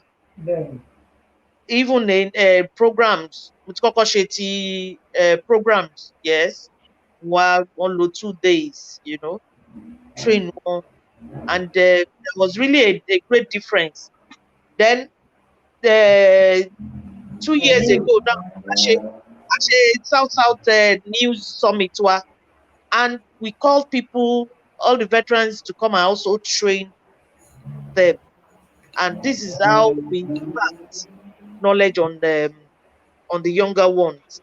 It's not easy, but we keep correcting them. I want to learn, one on learn. Very. But you see, there's a great difference when you see the old hands and this new generation ones. There's a great difference. There is a great difference, and we just hope and pray that the good hands don't go into total extinction. Yeah. Yes. And learning, because when you hear or see what is being turned out, you marvel. You say, broadcast not you know. So we continue to talk and say our own, and also impact the little knowledge we have on the younger ones. Thank you very much. Ọ̀rọ̀ tí ẹ sọ ń sìn, ẹni pé nígbà yẹn tó bá fẹ́, even gan ọ̀gá iléeṣẹ́ tó fẹ́ ka, mo rántí ọjọ́ kan lẹ́kọ̀ọ́ mo wà ó fẹ́ ka news, orúkọ yẹn wá jẹ́ orúkọ Ìbàdàn. Bóyá mi rántí orúkọ àdúgbò yẹn mọ́, níbi Àgbókojó, àwọn amúnigun, àwọn orúkọ tó ṣáà tó yẹ pé tó ò bá wà kan bá sàn pẹ̀lú Ìbàdàn, o ò lè pè é. Wọ́n láti ilé kan lọ pè mí wá, èmi ni mo gbé Ìbàdàn, èmi ni mo gbé Ìbàdàn dáadáa. Ẹ lọ pé bí pé fún mi, kí iná ṣe ń pè léyìí. Láti ọ̀gá tún nìyẹn o. So mo bá wọn mo yan fún wọn. Mo rántí tí mo fẹ́ ṣe anything tí mo rí orúkọ tó jẹ́ ti ìlú kan, màá rántí ta ló mo lè sáré béèrè ẹjọ́ ta ló mọ Ìlàjẹ ń bì báyìí. Kí iná ṣe ń pè léyìí lọ́dọ̀ yín. Ọ̀ tábìlì ní program kan tí mo ṣì ní bí 1 or 2 hours láti ṣe. Mo máa ń gbé sí Facebook nígbà yẹn tí mo ṣì wà ní Iléṣà or Ifẹ̀. But please, who is from this side? I need to pronounce this thing. Ẹ bá mi fà mí sí. Bọ́n sì wọ́n ṣe yẹn mọ́, the massacre names. Tọ́ bá massacre orúkọ fún yín báyìí. Tọ́ bá ṣá orúkọ sí wẹ́wẹ́ lórí atẹ́gùn máa ń gbọ́ báyìí. Káàdì producer iléeṣẹ́ which is very bad. Ọlọ́run ó ṣàánú. Latex, your advice for our traditional broadcasters and all those people using the social media to pass information so that we can move on here. Well, I think why it's much we're happy to pay Sister Bimbola or touch us when it's and I'm so a product of background we're into it, because I keep saying it, as to Radio Nigeria, but and I was blessed to be trained by the big guns to say in broadcasting. Go through BCS Ibadan, okay. We'll go through Jos FM. So Jos, Ben, yeah. Because one of the most sọ tí mo dì mú bẹ́ẹ̀ o ní pé ṣẹ́rí ẹ̀tàn fẹ́ kọ́ níṣẹ́ ọ̀tọ̀ ní heart tó bá níṣẹ́ yẹn ló máa jẹ́ kó máa mọ̀ ju àwọn ọ̀gá ẹ̀ lọ. Ṣé yé yín? Then mo rí pé there is a lack of by the new generation for those who have been there ahead of them. Ó yé yín sìn. Now ẹ̀kọ́ tí ẹ̀kọ́ tí a lè máa sọ̀rọ̀ wọ́n sọ nípa mentorship. Yeah. And my question is, how many to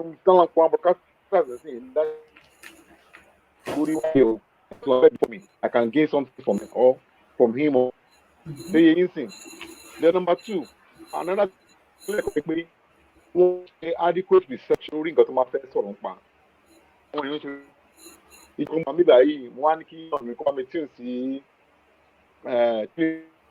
wọ́n fẹ́ monitor àwọn gbọ́ ọ̀nà wa. Wọ́n sọ̀rọ̀ pé láwọn. Okay, I'm buzzing. Was MK Abiola was born. Abimi ni Arami Odani. Then the most annoying thing, even in that their stupidity, it went on and on. And what do money? And you can't talk differently. Can't imagine talk because no, that they can be wrong, but they can come back and let people see if what they were doing was the best. So, one training was very essential. Even social media, a lot of course. Social media were only advantages. In fact, it has advantages, but at the same time, Sherry, the issue of training is very, very important. Very, very important. Training, conducting research, proper research as to what you want to talk. You have the facts. What you're about to say, it's right or wrong. So you can cross-check facts and notice that people don't cross-check their facts. People just be like, okay, once I post it and I have 1,000 likes or viewers, that's what they're all about. It's not about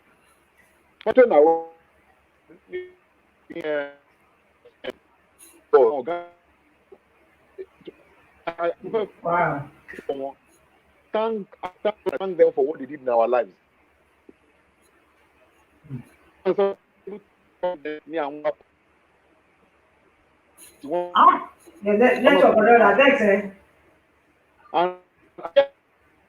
Wow. Oh, great. People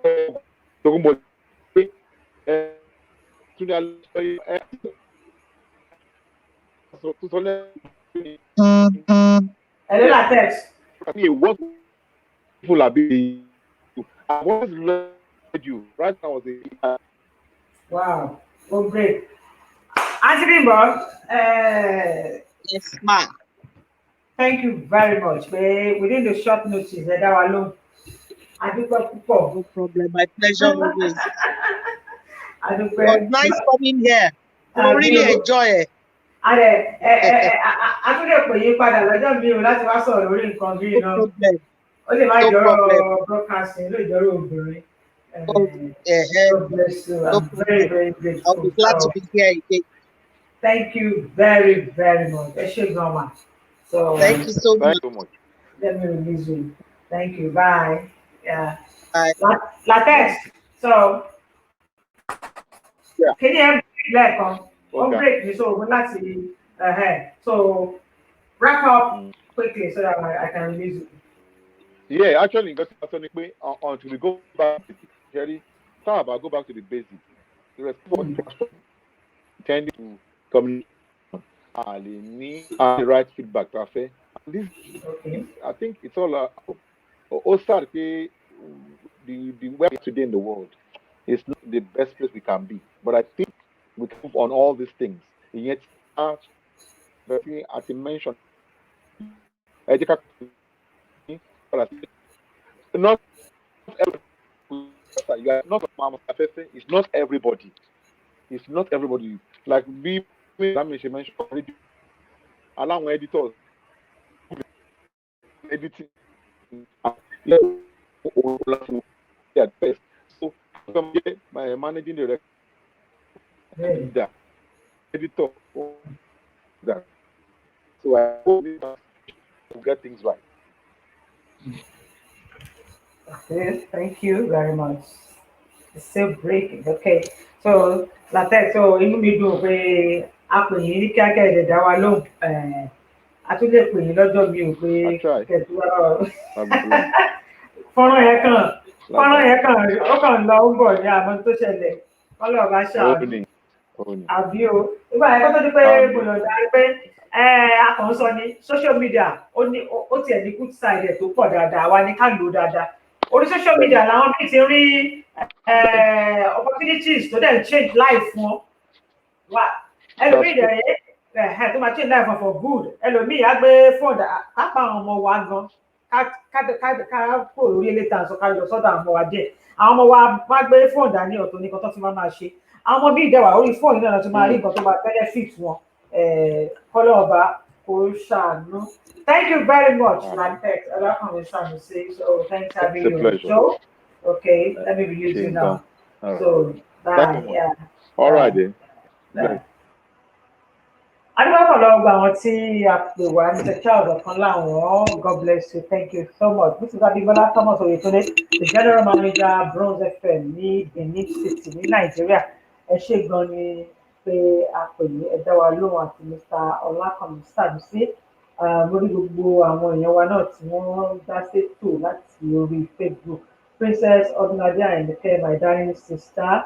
Ọlánìkẹ́ Akínlápá ìwọ́pọ̀ lórí àwọn èèyàn wa kọ̀ọ̀kan náà ẹ má bínú pẹ̀lú application yìí àbúta bá ṣètò tán kí n tó lè máa dá wa lóhùn àdúpẹ́ púpọ̀.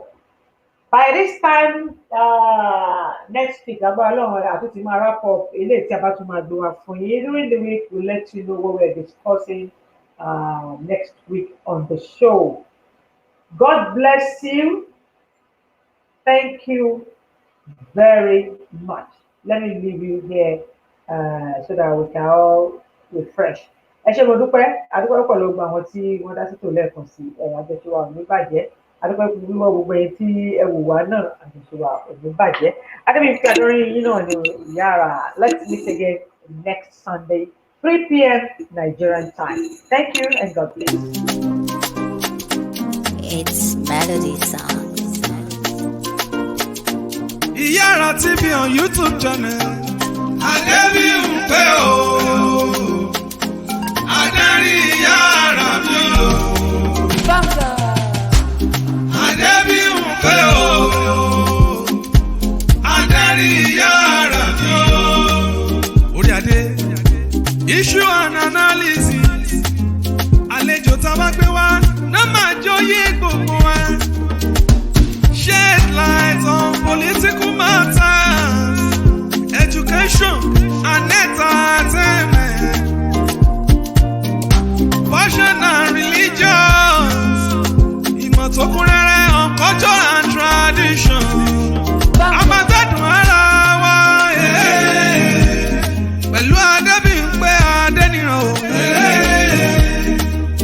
Adarí ń bẹ ní ìkàlẹ̀ o. Ṣeré lọ́sẹ̀ yìí o. Iyara TV on YouTube channel.